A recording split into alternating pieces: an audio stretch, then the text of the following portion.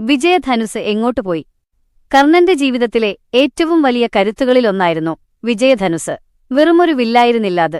വിശ്വകർമാവ് നിർമ്മിച്ച ഒരു ദിവ്യായുധമായിരുന്നു.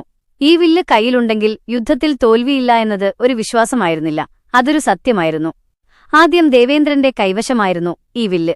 പിന്നീട് ഇന്ദ്രൻ ഇത് മഹാനായ പരശുരാമന് നൽകി. പരശുരാമൻ അനേകം ദുഷ്ടശക്തികളെ ഈ വില്ലുപയോഗിച്ച് ഇല്ലാതാക്കി ധർമ്മം സ്ഥാപിച്ചു.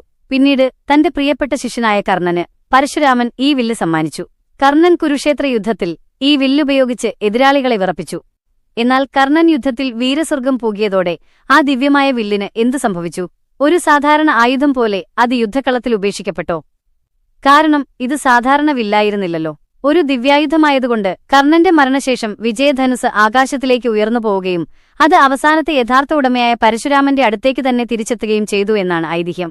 പരശുരാമൻ ചിരഞ്ജീവികളിൽ ഒരാളായതുകൊണ്ട് ഈ വില്ല് കലിയുഗത്തിന്റെ അവസാനം വരെ അദ്ദേഹത്തിന്റെ പക്കൽ സുരക്ഷിതമായിരിക്കും എന്നാണ് വിശ്വാസം.